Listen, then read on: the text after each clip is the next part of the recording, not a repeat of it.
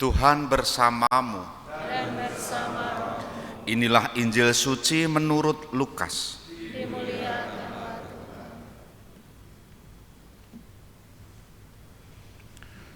Pada suatu ketika, setelah mengakhiri pengajarannya kepada orang banyak, masuklah Yesus ke Kapernaum. Di situ ada seorang perwira yang mempunyai seorang hamba yang amat ia hargai. Hamba itu sedang sakit keras dan hampir mati. Ketika mendengar tentang Yesus, ia menyuruh beberapa orang tua-tua Yahudi kepadanya untuk meminta agar ia datang dan menyembuhkan hambanya.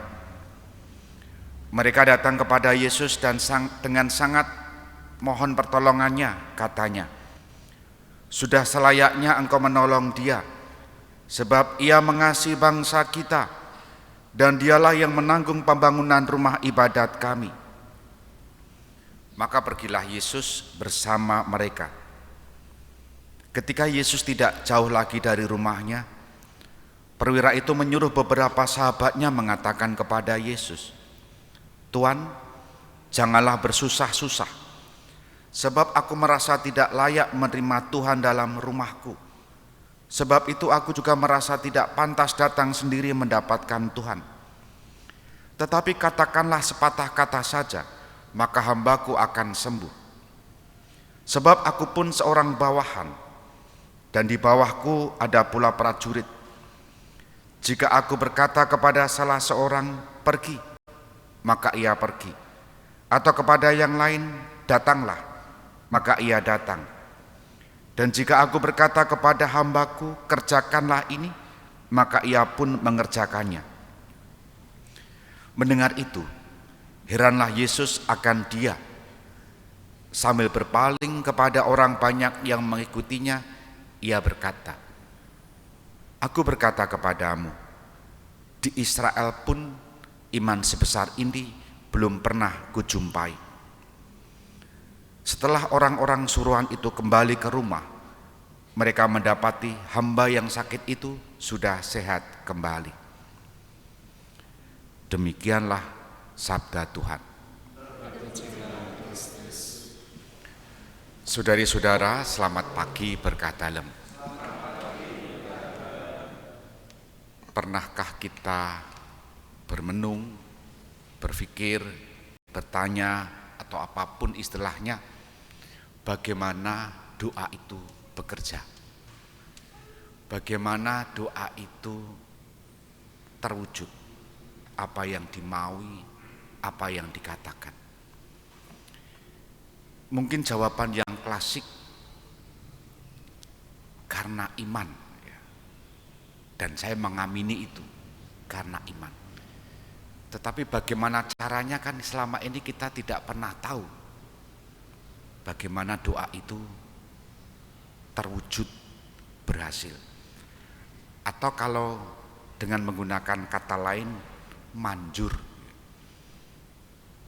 Beberapa kali ada umat yang bertanya, "Romo, doa yang manjur itu bagaimana ya?" Manjur entah soal pekerjaan, manjur soal pengen cari menantu yang ideal.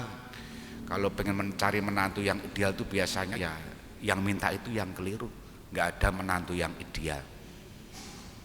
Nah, juga ada yang bagaimana supaya usahanya lancar, doa apa yang manjur. Di sekitar kita ada banyak doa-doa. Saking bingungnya barangkali semua doa didoakan. Kalau saya menjawab, ya doa yang paling manjur menurut saya yang diajarkan oleh Tuhan Yesus ya Bapa kami. Selebihnya adalah dari hati sendiri. Yang menggunakan bahasa Paulus tadi dalam suratnya kepada jemaat kepada Timotius, "Oleh karena itu aku ingin agar dimanapun kaum lelaki berdoa dan dengan menendahkan tangan yang suci tanpa kemarahan dan perselisihan." Ya memang yang disebut laki-laki berdoa dengan tangan suci. Tapi bisa kita ambil maknanya. Kalau berdoa tanpa ada rasa perselisihan dan tanpa rasa marah.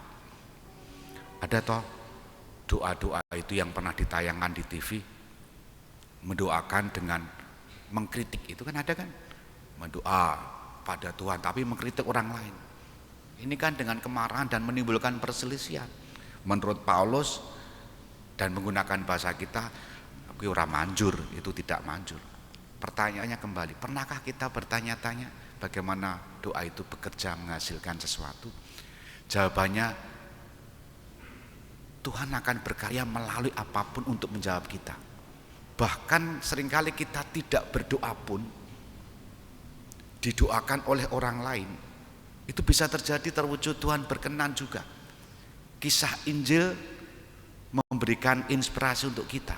Si sakit hamba tadi tidak disebut sedang berdoa atau sedang berusaha berdoa. Yang mohon siapa? Perwira, pembesarnya. Dan perwira itu mohon kepada orang tua Yahudi supaya datang kepada Yesus. Selain itu juga mohon kepada sahabatnya supaya jangan Yesus datang di rumahnya. Doa yang berantai kan, minta kepada siapapun.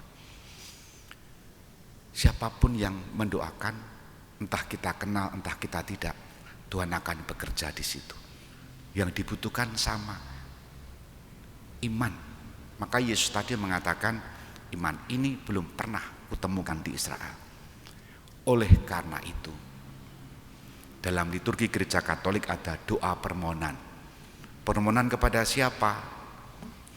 Pertama-tama aku menasihatkan agar dipanjatkan doa-doa dan permohonan serta ucapan syukur kepada Allah bagi semua orang, bagi pemerintah dan penguasa. Dalam doa umat kan selalu pemerintah didoakan supaya menjamin ketentraman, dan siapapun kita doakan. Bahkan kita sendiri bingung, kalau untukku sendiri berdoa apa ya? Doakan muter terus. Maka Bapak Ibu dan Saudari terkasih, termasuk ujub-ujub itu juga mendoakan orang lain kan. Sekali lagi bagaimana Tuhan menjawab, itu hak prerogatif Tuhan. Manusia terus memohon dengan imannya, bahkan melibatkan banyak orang supaya yang dimohon, yang diminta sungguh terwujud karena kemurahan hati Tuhan. Kita hening sejenak.